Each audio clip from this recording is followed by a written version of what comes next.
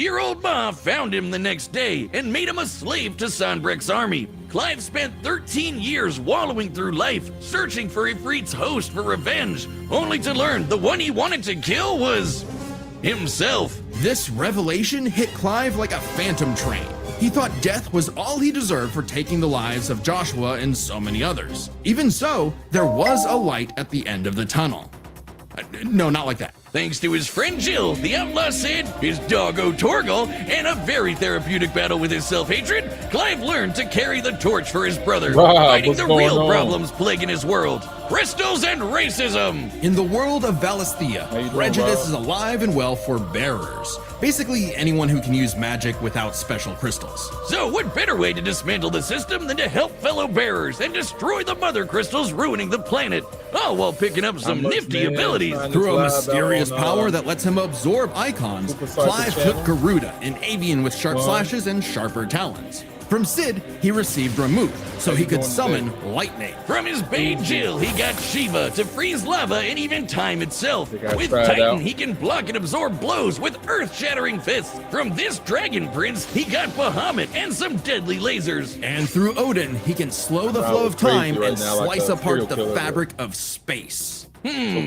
Looks familiar. With these powers, Clive stepped up to lead the bearers, and even reunited with Joshua, who was alive all along. Surprise! Clive spent 5 years really freeing good the land and became hot as hell while doing it. Well, no, not well, yeah, that way, but also through Ifrit. By using part of Ifrit's power, Clive can set himself aflame, activating Limit Break to boost his abilities. But Limit Break is far from Clive's limit. After absorbing the Phoenix essence from Joshua, he became Ifrit Risen. Now fully in control of the monster that had tormented him, he embraced his role as a shield for his brother and friends. Just in time to battle in space, block a planet-wiping blast, and overpower this dragon at the speed of light. That's no exaggeration. Ifrit Risen is literally stated to move at light speed. Not surprising when Clive has intercepted lasers over 3 times faster than that, and overpowered Omega, a god-slaying weapon that can destroy, and I quote, all of creation. But what made Clive strong enough to do all this? You know, besides the majestic man cleavage. Turns out, Clive's birth was orchestrated. He was intended to become the vessel of Ultima, an ancient, all-powerful being that created humanity, but abandoned them after they developed free will. Meaning everything that happened was the fault of one person. God, the bastard! But Clive wouldn't be a puppet. If God was in the way of humanity's freedom, then God was gonna die. Easier said than done. No shit! Ultima was stronger than anyone Clive had faced, able to warp all of reality to create a universe. But Clive had a secret not even Ultima foresaw. Over his journey, he developed a special state of mind, Logos. AKA someone powered by human will and the bonds of consciousness with others. Okay, that sounds like anime friendship crap, but trust me, it made Clive a badass who could surpass his limits, getting stronger over the course of just one fight. So much so that, despite struggling against Ultima initially, by the end of the fight, Clive took out Ultimalius, a more powerful amalgamation of Ultima and his entire species, all while Clive was in his base form. Ultima literally became Ultima Squared, but Clive still kicked his ass. Using his bonds with his brother, his friends, and his unbridled will, Clive killed God in a giant 999,999 damage punch. Okay, so it really was the power of friendship after all. And this guy's got a future in shonen. Well, except we don't really know what happened to Clive. Whether he lived or died, though, doesn't really matter. It was his journey and the world he created that made his life meaningful. Clive's dream of a future where everyone can live and die on their own terms had become a reality. And his stories were written up in a book by a certain Joshua Rossfield, which he titled Final Fantasy. The battle's coming up next, so call your winner now, folks, just like our sponsor, DraftKings. The NBA season tips off, and so does DraftKings' newest fantasy game. DraftKings Pick 6 is the easiest way to play for big wins, with every possession giving you a shot. Here's how. Just pick more or less on 2 or more stats and unlock the upside every game brings. Oh, also, new DraftKings customers score $50 worth in bonus picks with just a $5 entry on your first pick set. Don't just watch basketball, cash in. Download the DraftKings Pick 6 app now and use code code DEATHBATTLE. That's code Death Battle. Play just $5, get 50 in Pick 6 bonus picks. Make the call. Ride the upside. In partnership with DraftKings Pick 6. Gambling problem? Call 1-800-GAMBLER. Help is available for problem gambling. Call 888-789-7777 or visit ccpg.org in Connecticut. Must be 18 plus. Age and eligibility restrictions vary by jurisdiction. Pick 6 not available everywhere, including New York and Ontario. Void where prohibited. One per new customer. Bonus awarded as non-withdrawable Pick 6 bonus picks that expire in 14 days. Limited time offer. See terms at pick6.draftkings.com/promos. All right, the combatants are set, and we've run the data through all possibilities. It's time for a Death Battle!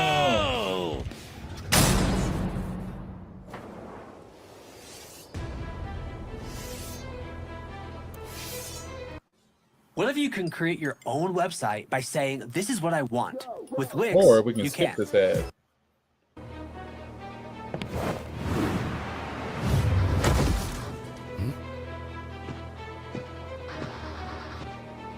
Hey, I heard your fiery friend is causing trouble, and I'm in the business of dealing with trouble. Leave now. I have a god to kill. The last thing that will stop me is a demon.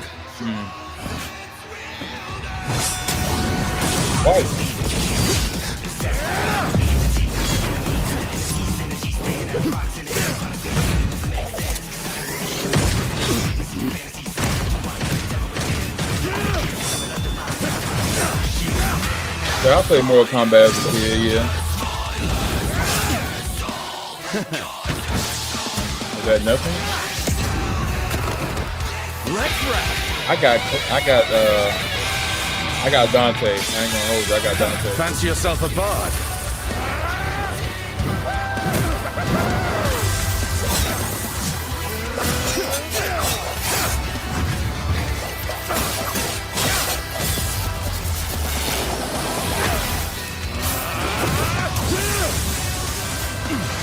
That man is moonwalking out the way.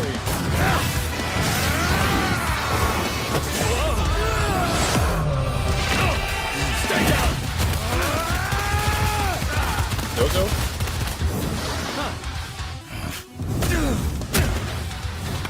No hiding in the shadows anymore, Smokey.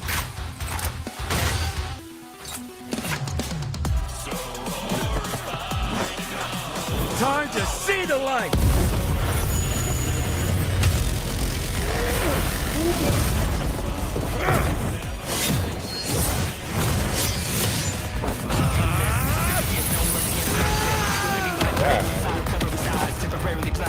Yeah, I remember Jack. That was my favorite character.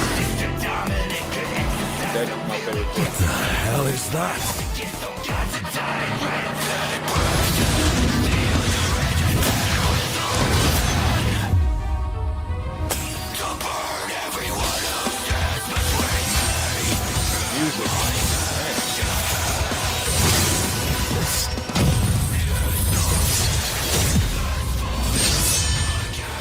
Virgil's got some competition.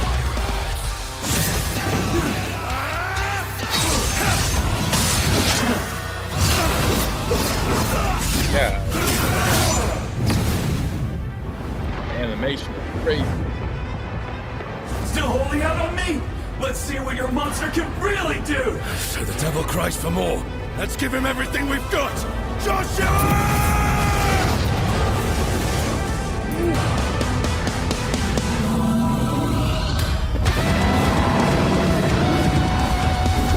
Down here turning up.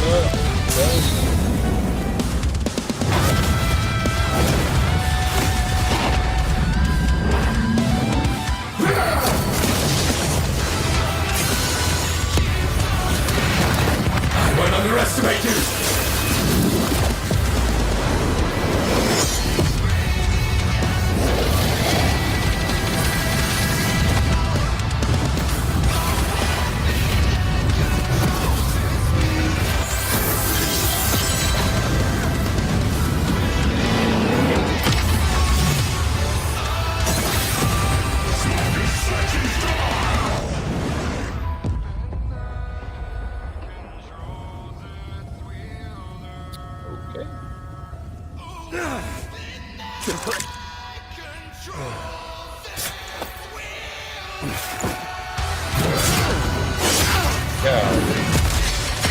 guys can fight forever. Just once. I need more. It's been a bash, Smokey. Death Clive! I need it!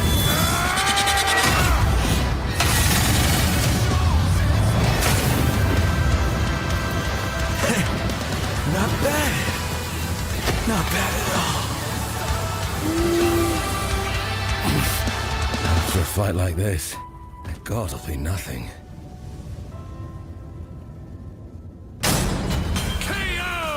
Okay, that was a whole nother level of close, but I think we got the point. This was not an easy call to make. Dante and Clive matched each other so closely, it was hard finding a definitive advantage either had.